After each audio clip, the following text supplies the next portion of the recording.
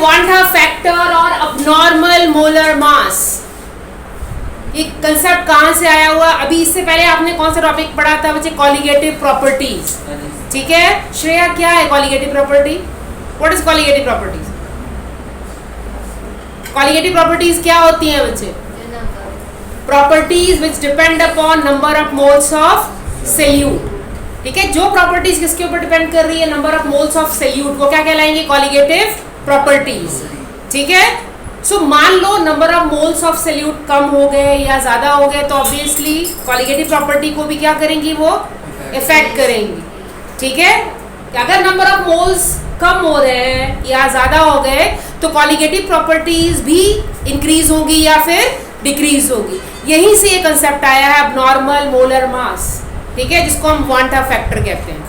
Clear? Okay, यानी जो number of moles हैं वो कम या ज्यादा कब होंगे? इन केस ऑफ एसोसिएशन और डिसोसिएशन। दो केसेस हैं बच्चे जहां पे इनमें फर्क पड़ेगा। ठीक है, और ये जनरली किसके लिए एप्लीकेबल होगा बच्चे? नॉन इलेक्ट्रोलाइट और इलेक्ट्रोलाइट दोनों की कंडीशन में। ठीक है, non electrolyte undergoes association and basically which non electrolyte? Organic acids. ये याद रखना है आपको, क्योंकि सारे नॉन इलेक्ट्रोलाइट एसोसिएट नहीं होंगे। ठीक है, क्लियर? जो नॉर्मल आपने अभी तक जो कैलकुलेशन किया वो सारा किसके लिए किया? आपने नॉन इलेक्ट्रोलाइट के लिए कैलकुलेशन की है। जितनी भी कैलकुलेशन आपने अभी पढ़ी है ना, elevation in boiling point, depression in freezing point, it is applicable for non electrolyte. ठीक है, आगे बात समझ में? बट यहाँ पे जो नॉन इलेक्ट्रोलाइट की मैं बात कर रही हूँ वो कौन से नॉन इलेक्ट्रोलाइट हैं? Which are organic acids. ठीक है, organic acids like methanoic acid, benzoic acid, fluoroacetic acid. ठीक है, क्लियर? ये जो मॉलिक्यूल हैं वो आपस में क्या होते हैं? एसोसिएट होंगे। क्यों एसोसिएट होते हैं? Because they will form strong intermolecular hydrogen bond and exist in a form of dimer. Dimer के फॉर्म में एग्जिस्ट करते हैं। ठीक है, क्लियर? जैसे दो एसिडिक एसिड का मॉलिक्यूल है, एसिडिक एसिड के मॉलिक्यूल को जब आप वाटर में डिसॉल्व करोगे तो two molecule of acidic acid will associate with intermolecular hydrogen bonding. ठीक है, कौन सी बॉन्डिंग बनेगी उसमें? इंटरमॉलिक्यूलर हाइड्रोजन बॉन्डिंग बनती है। ठीक है, और मॉलिक्यूल क्या हो जाएंगे? आपस में एसोसिएट हो जाते हैं। ठीक है, और याद रखना बच्चे, in the case of association number of moles decreases. जब एसोसिएशन होगा तो क्या होगा? नंबर ऑफ मोल्स कम हो जाएंगे। ठीक है, in the case of association number of moles decreases and molar mass increases. ये एमसीक्यू में आपसे पूछ सकते हैं। एसोसिएशन के केस में क्या होगा बच्चे? नंबर ऑफ मोल्स कम हो जाएंगे। ठीक है, बट मोलर मास इंक्रीज करेगा। But molar mass colligative property को इफेक्ट नहीं करता। क्या इफेक्ट करता है? नंबर ऑफ मोल्स इफेक्ट करते हैं। बट नंबर ऑफ मोल्स यहाँ पे क्या हो रहे हैं? कम हो रहे हैं, तो कॉलिगेटिव प्रॉपर्टीज भी क्या होगी? डिक्रीज करेगी। ठीक है, अगर आपको क्वेश्चन आता है कि what happens to the freezing point when we add benzoic acid into water?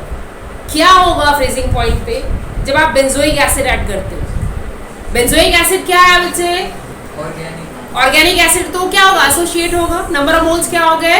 कम। इसका मतलब फ्रीजिंग पॉइंट बढ़ जाएगा। उल्टा इफेक्ट होगा ना, फ्रीजिंग पॉइंट बढ़ेगा बच्चे। ठीक है, इफेक्ट उल्टा हो जाएगा इसको, क्योंकि जो कॉलिगेटिव प्रॉपर्टी के रेस्पेक्ट जो कैसे सल्यूट है वो क्या करते हैं? फ्रीजिंग पॉइंट को डिक्रीज करते हैं। ठीक है, बट ये क्या करेंगे? फ्रीजिंग पॉइंट को इंक्रीज एलिवेट कर देंगे।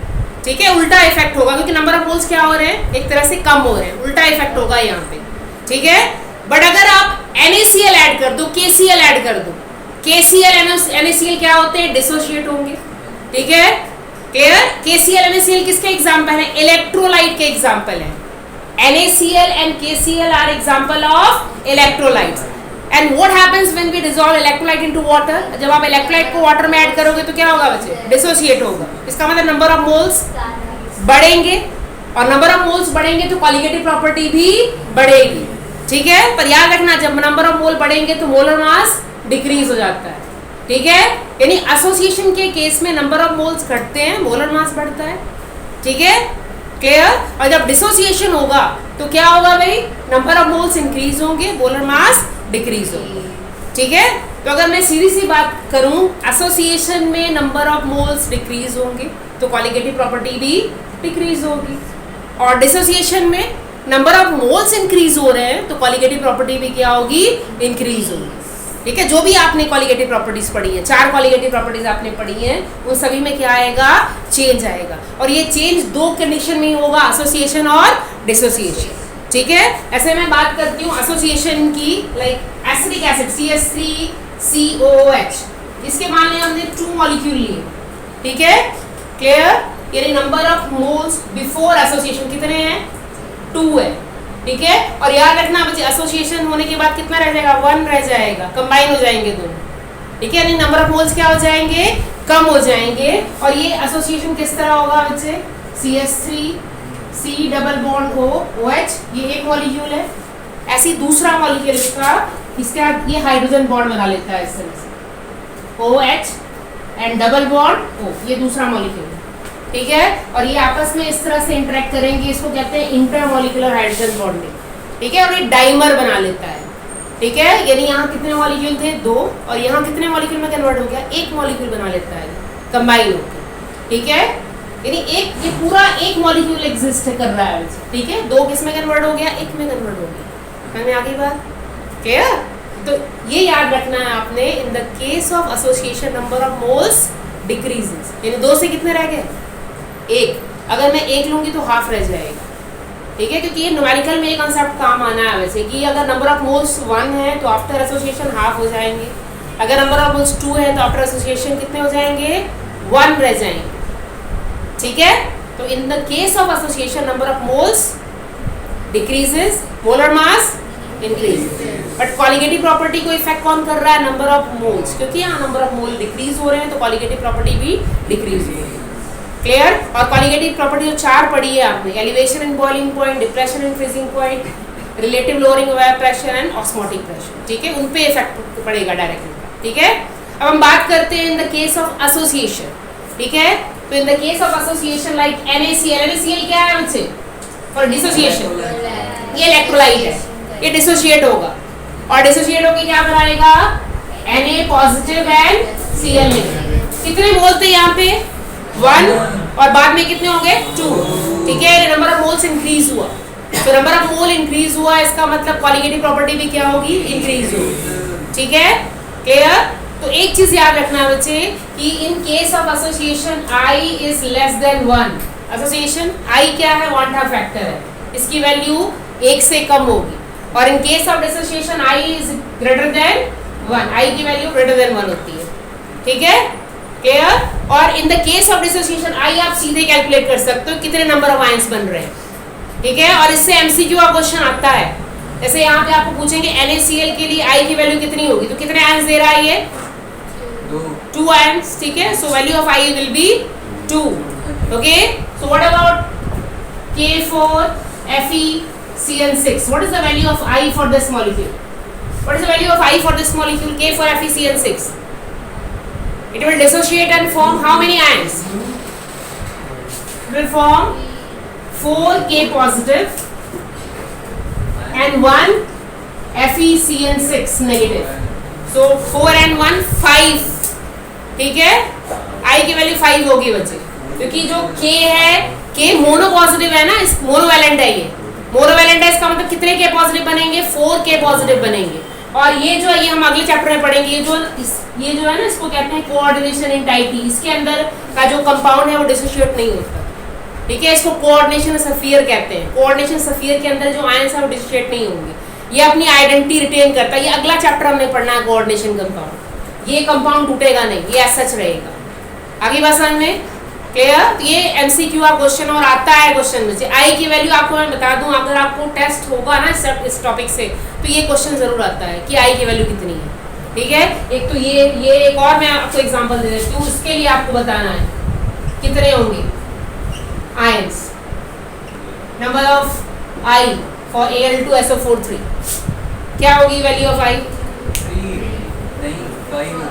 5 होगी बच्चे, 5 होगी। कैसे, 2 aluminium 3 positive and 3 SO4 2 negative. ठीक है, आगे बात समझ में, तो 3 and 2 टोटल 5 आयंस। ठीक है, इट विल गिव 5 आयंस। तो ये क्वेश्चन इस तरह आया हुआ है कि for K4FeCN6 I will be 5, और आपको 4 ऑप्शंस दी होंगी किसके लिए आई की वैल्यू सेम एज के फॉर Fe6, ऐसा क्वेश्चन है, ठीक है, कि ऐसा कौन सा कंपाउंड है जिसके लिए आई की वैल्यू सेम है एज के फॉर Fe6। ये क्वेश्चन आपकी एमसीक्यू में दिया हुआ है, ठीक है, इस तरह से क्वेश्चन आ रहा है, एमसीक्यू एक क्वेश्चन आना है विच इज, ठीक है, क्लियर, ओके। इसके बाद जो कंसेप्ट आएगा that is i, 1/2 factor, okay. So 1/2 factor के लिए जो फॉर्मूला है वो क्या है, i is equal to that is normal molar mass divided by abnormal molar mass, okay. What is the formula for i, 1/2 factor normal molar mass divided by abnormal molar mass, clear, या normal colligative property divided by abnormal colligative property, clear.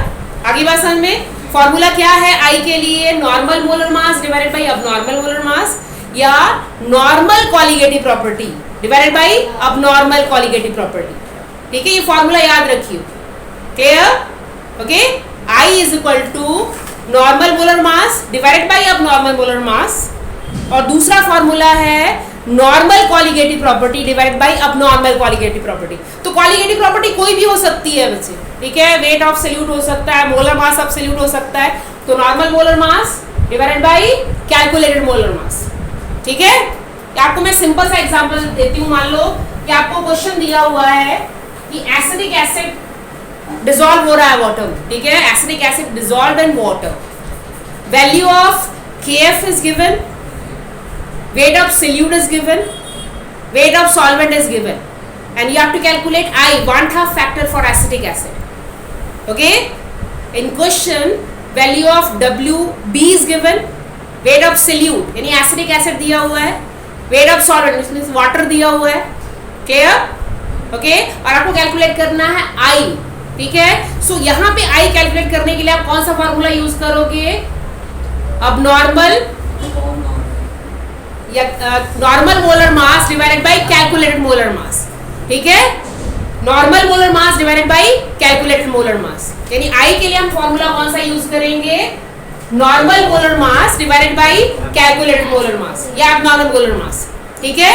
तो acidic acid का normal molar मास हम किससे निकालेंगे, with formula, ठीक है, molecular formula, इससे क्या निकल जाएगा, इसका नॉर्मल मोलर मास, जैसे हम नॉर्मली कैलकुलेट करते हो ना, ऐड करके इसका क्या निकालोगे, नॉर्मल मोलर मास, जिसको हम ऊपर पुट करेंगे यहाँ पे, ठीक है, नॉर्मल मोलर मास यहाँ पे पुट होगा, and how we can calculate अब नॉर्मल मोलर मास, आप फॉर्मूला यूज करोगे, ठीक है, क्लियर। क्योंकि मैंने आपको क्या क्या दिया हुआ था अभी जो मैंने क्वेश्चन बताया उसमें क्या क्या गिवन है, WB गिवन है, ठीक है, वेट ऑफ सॉल्वेंट गिवन है, KF गिवन है, ठीक है, एंड मान लो डेल्टा TF गिवन है, तो आप ये वाला फॉर्मूला यूज करोगे, delta TF is equal to KF WB into 1000 MB into WA, और इस फॉर्मूले से क्या निकाल लोगे, MB निकाल लोगे, ये MB यहाँ पुट हो जाएगा। आगे बात समझ में, यानी ये वैल्यू हम यहाँ से निकाल लेंगे एसिडिक एसिड के मोलर मास, और MB इस फॉर्मूले से निकालोगे, क्योंकि आपको डेल्टा TF गिवन है,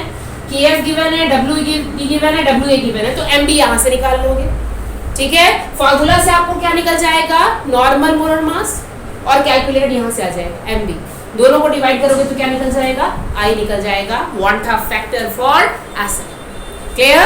अगर आपको एसिड के लिए 1/2 फैक्टर निकालना है तो ऐसे कैलकुलेट करना है, clear, for non electrolyte, okay, and in the case of non electrolyte only acidic acid और ऑर्गेनिक एसिड, ठीक है, वही यहाँ पे यूज होंगे बच्चे, ठीक है, यानी I की वैल्यू आप केवल किसके लिए निकाल सकते हो, ऑर्गेनिक एसिड के लिए, ठीक है, क्लियर, ठीक है। जैसे ग्लूकोज है, फ्रक्टोज, उनके लिए ये फॉर्मूला अप्लाई नहीं होगा, ठीक है, because they are not acid and they will not form intermolecular hydrogen bond.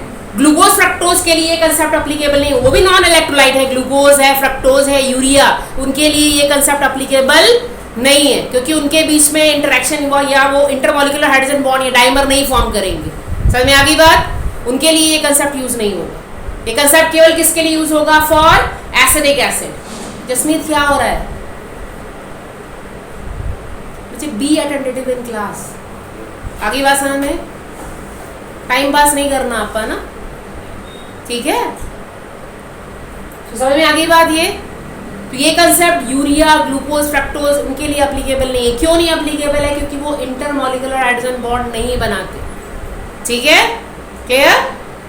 And then अगर आपको आई वांटा फैक्टर की वैल्यू कैलकुलेट करनी है किसके लिए? For electrolyte like NaCl, KCl, तो आई सीधे निकल जाएगा जितने आयन वो प्रोड्यूस कर रहा है आफ्टर डिसोसिएशन। आगे बात समझ में? ऐसे मान लो कैल्शियम क्लोराइड, कैल्शियम क्लोराइड के लिए आपने आई निकालना है तो सीधे निकल जाएगा जितने आयन्स वो प्रोड्यूस कर रहा है। ठीक है, आगे बात समझ में? 3 आयन्स प्रोड्यूस कर रहा है। ठीक है, क्लियर? बट वहां पे एक चीज याद रखना कि अगर आपको फ्रीजिंग पॉइंट निकालना है, ठीक है, मान लो आपको क्वेश्चन दिया हुआ है कि when calcium chloride dissolve in water, ठीक है, उसका WB इतना दिया हुआ है, WA इतना दिया हुआ है, ठीक है, और KF की वैल्यू दी हुई है, ठीक है, और आपको क्या निकालना है? डेल्टा TF निकालना है। क्योंकि कैल्शियम क्लोराइड है, इसका मतलब ये क्या होगा? डिसोशिएट होगा। ठीक है, आपने कैलकुलेट क्या करना है? Delta TF।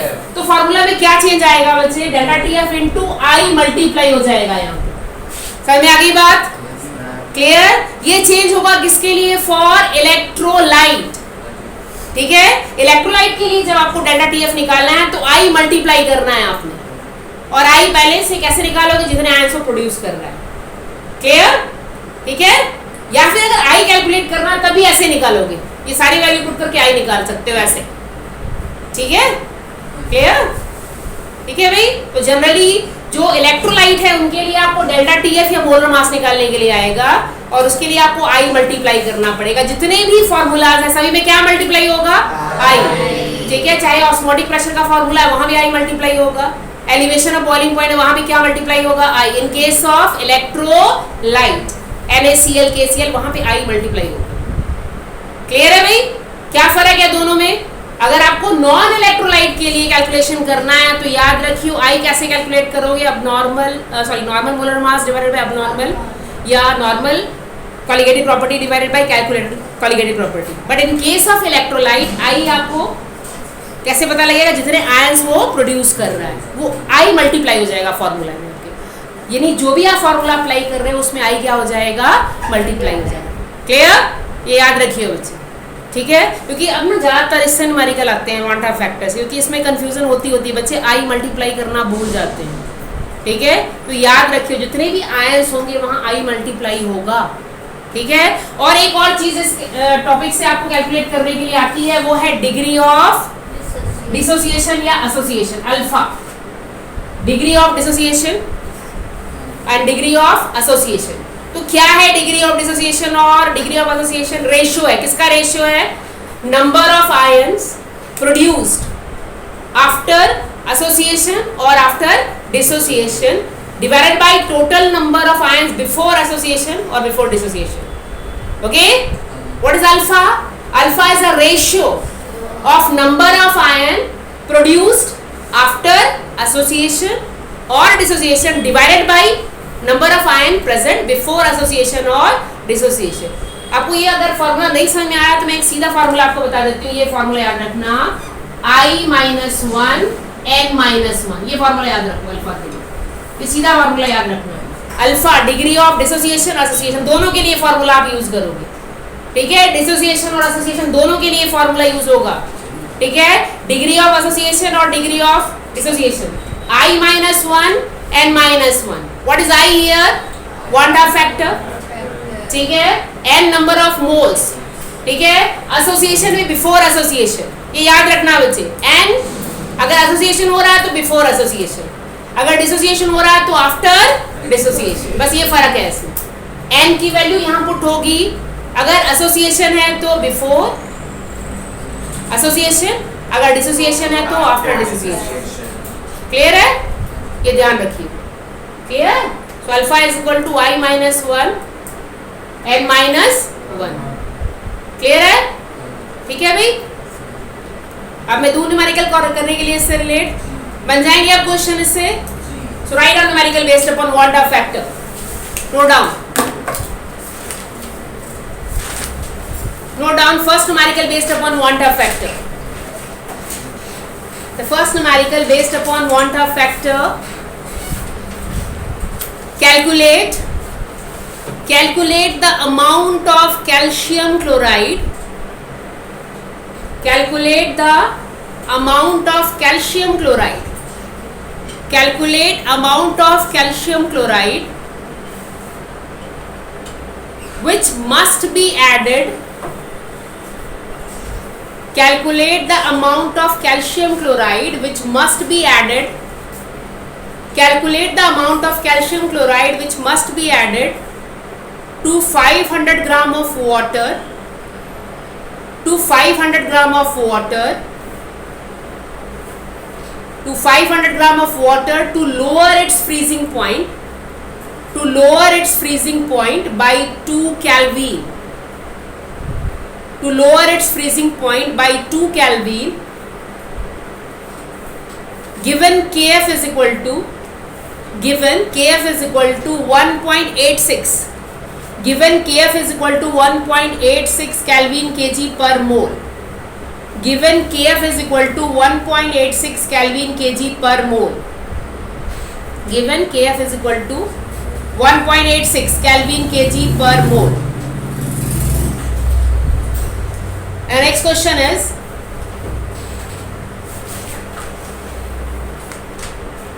the freezing point of solution containing the freezing point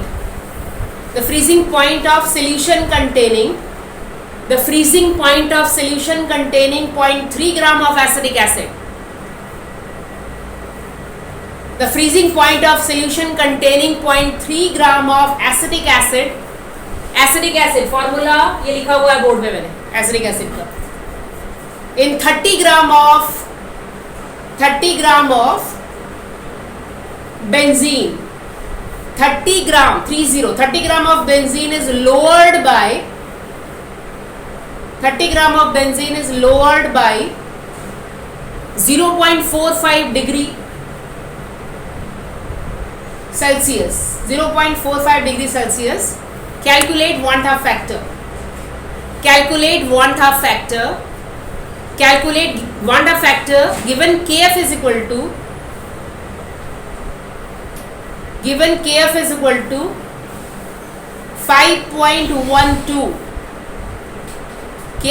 to 5.12 Kelvin kg per mole. 5.12 Kelvin kg per mole. Okay, so solve both the numerical.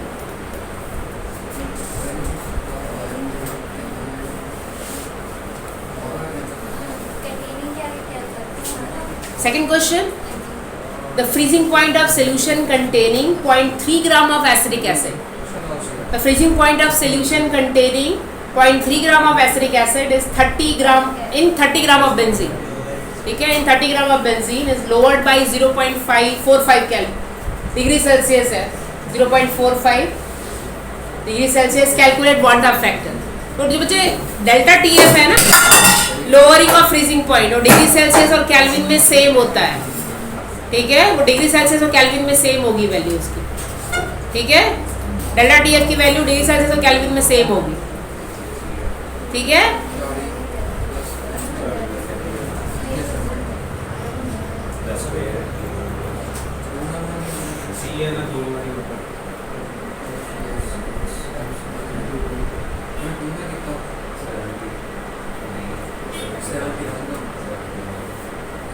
First numerical समझ आ रहा है? कौन सा फॉर्मूला यूज होगा बच्चे इसमें? फर्स्ट न्यूमेरिकल में कौन सा फॉर्मूला, क्या क्या गिवन है उसके अकॉर्डिंग कौन सा फॉर्मूला लगेगा? Delta TF. हाँ, delta TF is equal to KF. हाँ, 111 होना कैल्शियम क्लोराइड. और याद रखना कैल्शियम क्लोराइड क्या है बच्चे? आयंस है ना. इसका मतलब मल्टीप्लाई क्या होगा? I मल्टीप्लाई होगा. ठीक है, कैल्शियम क्लोराइड जो है वो इलेक्ट्रोलाइट है ना, तो I मल्टीप्लाई होगा पूरे फॉर्मूले में. समझ में आ गई बात? जो भी आप फॉर्मूला यूज कर रहे हो उसमें I मल्टीप्लाई होगा. Calcium chloride is a electrolyte. ठीक है, कैल्शियम क्लोराइड इलेक्ट्रोलाइट है, सो I मल्टीप्लाई होगा फॉर्मूले के साथ.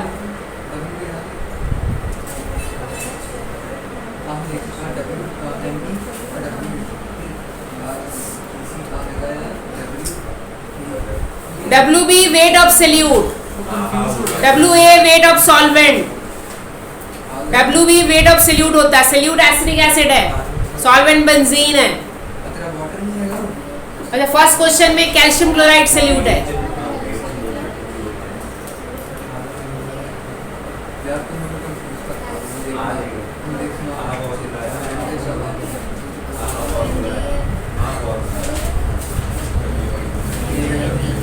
Delta TF is equal to KF WB into 1000 divided by MB into WA into 1/2 factor i multiply होगा ऊपर।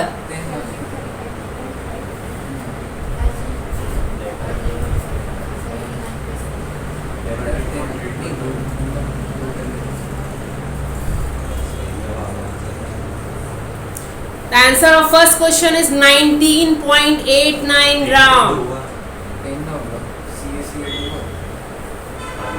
WB 19.89.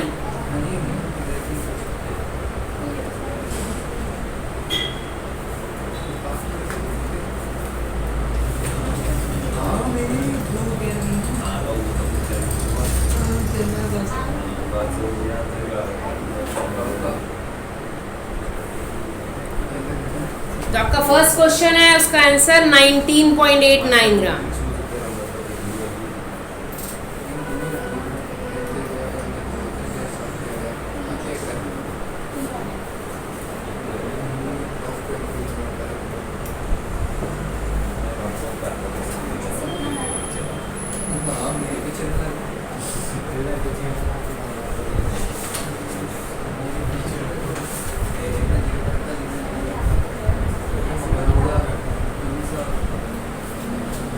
और जो सेकंड क्वेश्चन है उसका आंसर 0.527 आएगा भाई। फर्स्ट क्वेश्चन का 19.89 gram and second question 0.527 second question का आंसर इतना आएगा 0.527।